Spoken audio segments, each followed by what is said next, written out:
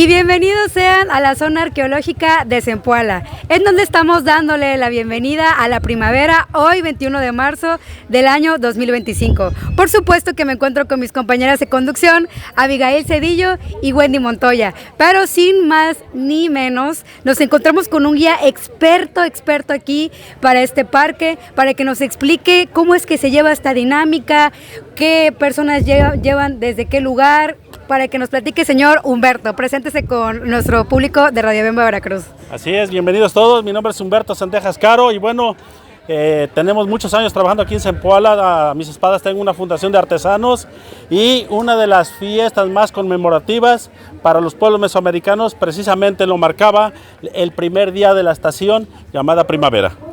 Que ahorita, bueno, vamos a platicar un poquito más sobre el tema. Así es, nos gustaría que nos platicara un poco de cuáles son las actividades que se realizan dentro de la zona arqueológica, qué personas pueden pasar, qué es lo que no se puede realizar dentro de la zona, qué es lo que sí se puede realizar. Sí, bien, miren, por norma y acuerdo del Instituto Nacional de Antropología e Historia, sí hay ciertas restricciones. Una de ellas es no subir a las construcciones. ¿Por qué? Porque están restringidas, porque día a día vemos un deterioro físico. Entonces, aquí se buscan dos cosas. Uno, la conservación de los monumentos históricos y seguridad física de las personas. Otra restricción es no meter bultos y, sobre todo, no meter bebidas alcohólicas. Ahora miren, en referencia al día conmemorativo, al día de hoy, se conmemora para los pueblos mesoamericanos. Dentro de las 193 zonas arqueológicas que tenemos bajo resguardo de antropología, una de las más importantes, se podría decir, es Zempoala. ¿Por qué razón? Porque es uno de los lugares más importantes dentro de la historia de México, porque es donde inicia un nuevo periodo, hoy llamado virreinato. Entonces, Zempoala, dentro de su historia, se puede decir que es la puerta de entrada a una nueva civilización y, entre comillas, se hace el cierre de lo que eran las tradiciones mesoamericanas. ¿Y por qué digo entre comillas? Porque la esencia de las tradiciones mesoamericanas no se han terminado. Y no se han terminado, ¿por qué? Porque el día de hoy en todo nuestro país se lleva a cabo las visitas a las zonas arqueológicas, porque corresponde a un día crucial donde los pueblos antiguos llevaban una de las ceremonias más importantes, que hoy las conocemos como el desollamiento de una persona. Miren, a grandes rasgos, ¿en qué consistía esa ceremonia? Esa ceremonia, que era muy sagrada para los pueblos antiguos, principalmente consistía en que en días antes de la iniciación del periodo, de la entrada de la primavera, se seleccionaba a una persona la cual iba a ser desollada. ¿Y qué era desollada? Que a esa persona le quitaban la piel y esa piel se la colocaban a un sacerdote de los hombres principales. Hoy para muchos les hacen llamar brujos. No, la palabra correcta de uno de esos grandes sacerdotes sería la palabra chamán. Entonces, a uno de los chamanes principales, esa piel que le quitaban al señor desollado, se la colocaban.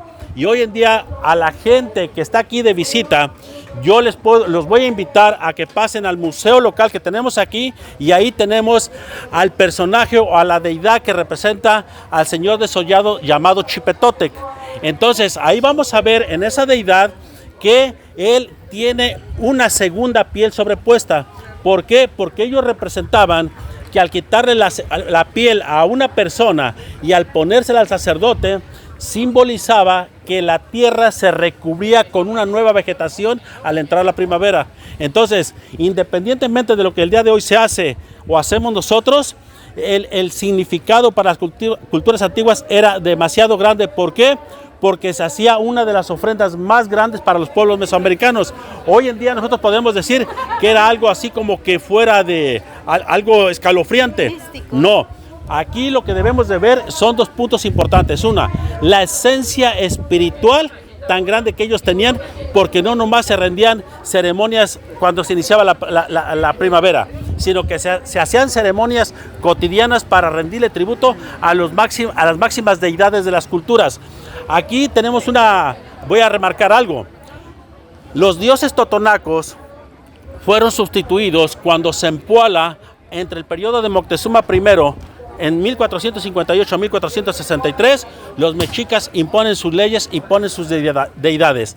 Entonces, una de esas deidades más importantes veneradas adentro de aquí de este lugar era Huitzilopochtli, dios de la guerra, entre otros. Ahora, para la gente que visite Zempoala, a cual estoy haciendo la cordial invitación, no vengan con la idea de venir a pasear, sino que se metan aquí en su cabecita. Yo hago esa invitación personal, es que conozcan la historia de Zempoala. ¿Por qué? Porque Zempoala encierra una de las historias más importantes, lo decía al principio, donde es el parteaguas de un virreinato. Entonces, para las personas que nos estén viendo, la invitación es que visiten no nomás Zempoala, sino que visiten zonas arqueológicas, monumentos históricos, porque si nosotros conocemos nuestra historia, entonces, como dicen aquellos, sabemos a dónde vamos, ¿sale? Como dijo aquí mi amiga, mi nombre es Humberto Sendejas Caro y bueno, somos guías certificados por Sectur y estamos aquí para recibirlos con los brazos abiertos.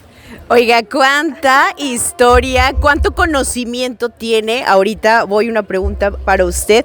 Nosotros la verdad es que decidimos venir a cargarnos de buena energía y dijimos, ¿dónde más que Zempoala? Lo tenemos súper cerca y es súper importante que conozcamos un poquito más de lo que tenemos aquí en Veracruz, ¿no?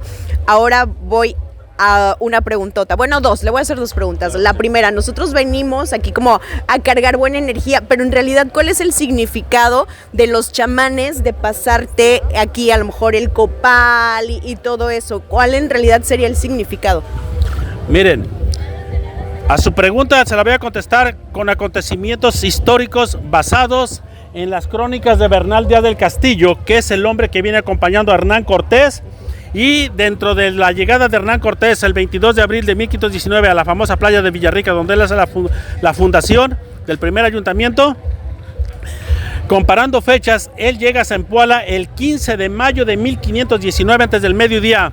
Y en las cartas de relaciones que Hernán Cortés escribe a la corona española, él describe cómo era la ciudad prehispánica de Zempoala. ¿Por qué? Porque la ciudad prehispánica se estructuró con 12 centros ceremoniales. La gente visita el número 4 con 75,000 metros cuadrados. Y en esa parte, a su pregunta, él menciona cómo era la gente físicamente, cómo estaba estructurada la ciudad, la hace llamar la ciudad de plata, Villa Viciosa, en comparación con Sevilla, España. Y dentro de esa parte dice que la gente salía a su encuentro, darles la bienvenida, pero dice que el que lo recibió fue el hombre que él, por su estado físico, le pone como sobrenombre el cacique gordo. En realidad, el cacique gordo, dentro de los pueblos mesoamericanos, el hombre que dirigía un pueblo mesoamericano era el Tlatoani. Entonces, el gran Tlatoani Totonaca de Zempoala, llamado por Hernán Cortés como el cacique gordo, dice que él ordenó hacerles un ritual de bienvenida a sus sacerdotes. Hernán Cortés describe como sacerdotes o papas. La palabra correcta, lo que yo le decía, eran los chamanes. Los chamanes no era otra cosa más que, voy a mencionar esta parte, eran médicos de la medicina prehispánica, la medicina arbolaria. Tenían grandes conocimientos, avances en el sistema de medicina. Entonces, dentro de la arbolaria tradicional se utilizaba lo que era los rituales, lo que hoy en día le llamamos equivocadamente limpias, ¿sí? Era con la finalidad de equilibrar las energías negativas de una persona. ¿Qué es lo que se viene a hacer aquí? ¿Por qué? Porque algo bien importante que debemos de tener y saber es que las zonas arqueológicas de nuestro país en su mayoría tienen ubicación astrológica. Entonces, al hablar que tienen ubicación astrológica, se podría decir es porque los pueblos antiguos utilizaban la energía del cosmos para estabilizar esa parte psíquica, emocional. Entonces, el uso de las plantas medicinales y el quemar copal o incienso en aquella época era parte de una sanidad espiritual.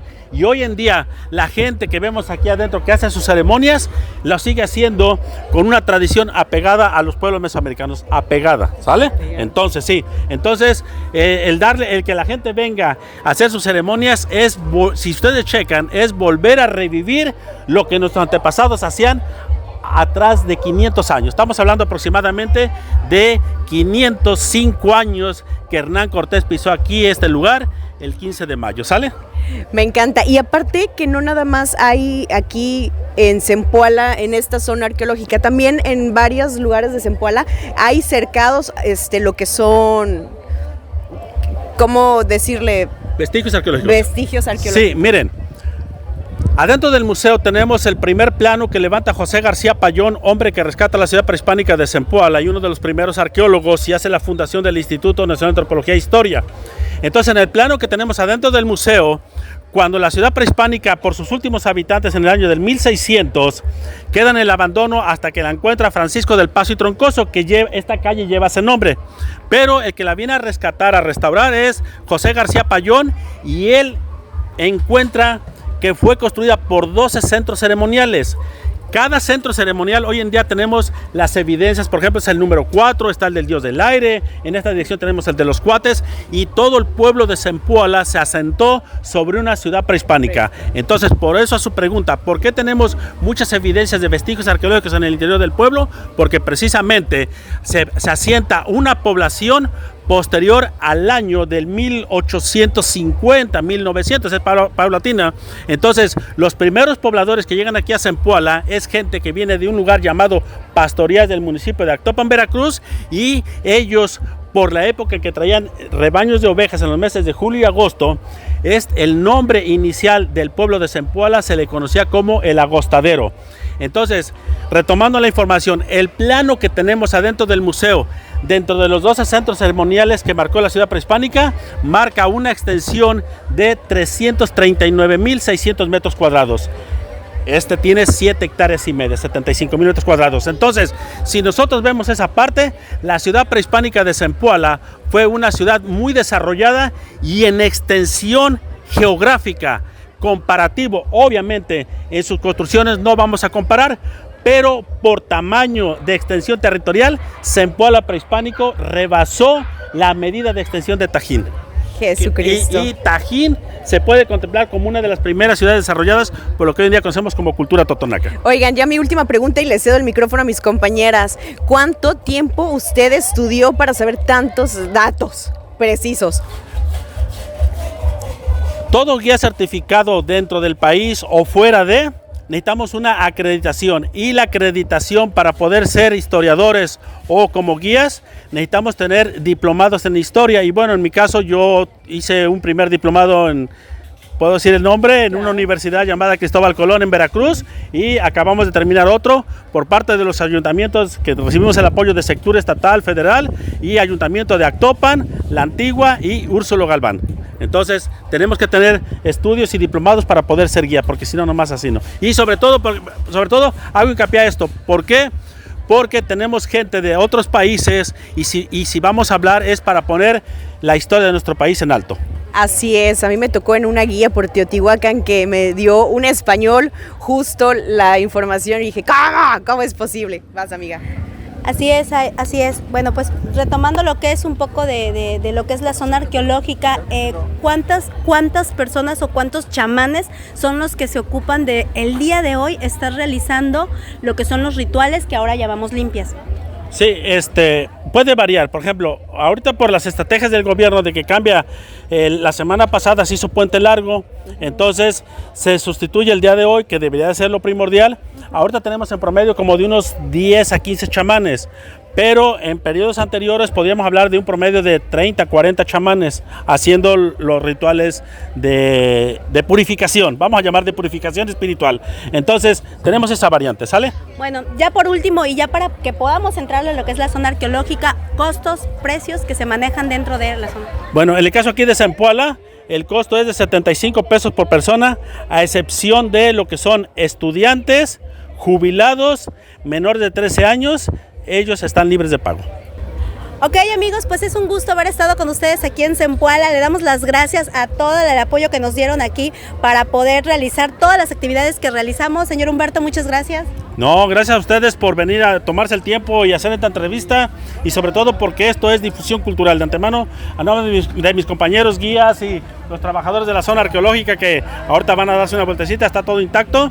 Gracias por esta entrevista. ¡Nos vemos!